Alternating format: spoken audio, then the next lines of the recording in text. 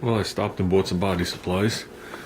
I got this from my local body supply house, and the other two I had already picked up at like Pep Boys instead of getting it from my local supply house. So, but there's enough there to just get started, with this stuff and this stuff. So I'll place another order and get it right from here. I don't know what this stuff goes for, but when I was out the door, it was like 48 bucks for the Rage Gold. So I'm gonna start with the passenger side fender. The only thing I have to do is come in here and go down on these welds a little bit more. They're sunken in a hair, so I'm not worried about the weld itself. I'm worried about right around it, which is shiny. So I think this is the fender to start with. I think this fender's gonna be easier than the other fender, considering it's only what, 4 pieces, 1, 2, 3, 4 pieces instead of 6 or 7. So the top of the fender's good, except for that little ding and the little patch I made there for the antenna hole. All these panels are nice. You know what I mean? I don't have to hammer it down and anything else out. Everything's good. This bottom edge is good, the way it's supposed to be. Still have that little low spot right here, but we're living with that. I couldn't do any more with it. My body line across here is straight, even with the door, which is good. The bottom of the fender is good. I got my stay in there, so the fender's not moving. It's bolted on. Oh, I went online and I bought fender bolts, if you could believe that. I can't believe that I had to buy AMC fender bolts. So I bought 4 bolts. Shipped, cost me $7. Used bolts. But I needed them. So I needed 1 bolt, so I figured I'd have the 3 extra. I can't believe that I bought them. But like I said, they're different than regular bolts. They got like a very coarse, like corkscrew type thread on them, and I might as well leave them looking like these, which these obviously have to be sanded. So I'd like to do just a little more touch-up sanding in here. And like I said, knock this out. I figured maybe 15-20 minutes and this fender will be prepped to go. I'm just not going to start it now because the teacher's inside on the other side of the wall of the garage. So I don't want to distract Junior from his learning. But it looks like we're good. Like I said, we're fitted. This is flush on the top. This line is right. It's like this. Dips down like it's supposed to. This is all laying nice. Door fender match. I know my gaps are good across, so I like to have something fully fitted before I start bondoing it.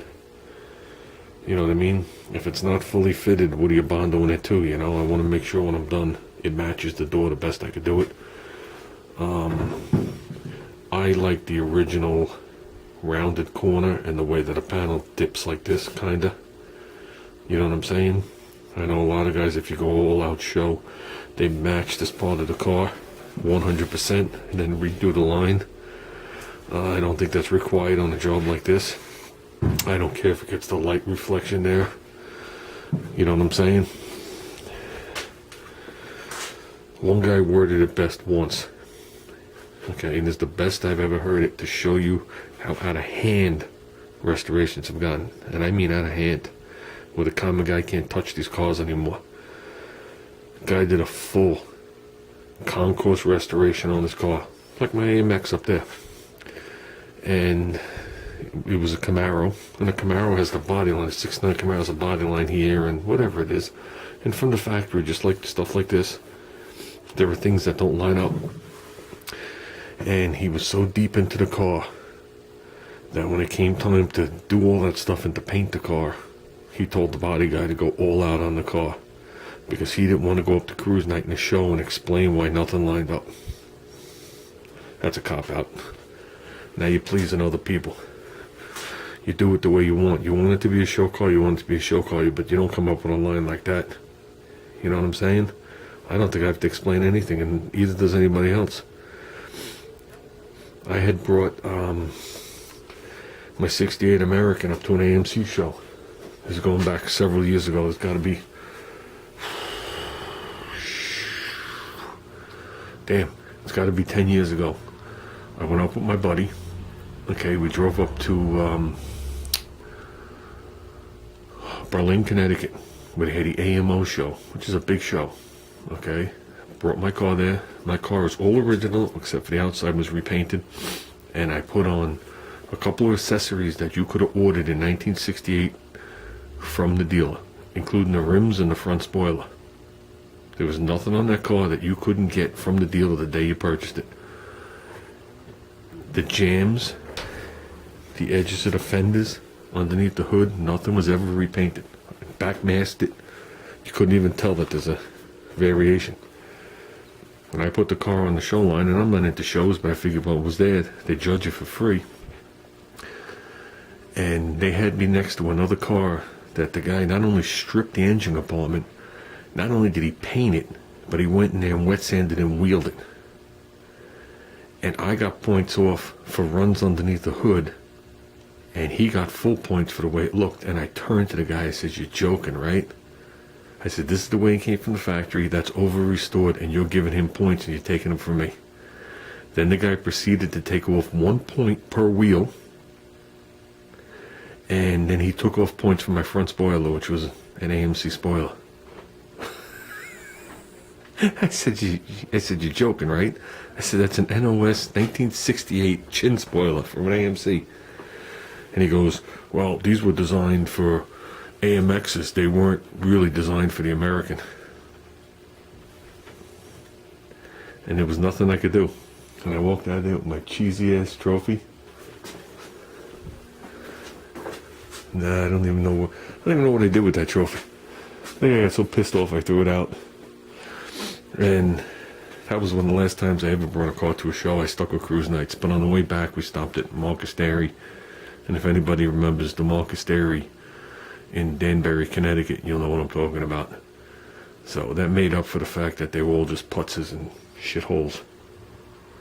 So, like I said, never make excuses, guys. Do it the way you want to do it. You want to drive the car around? Do it so you can drive the car around.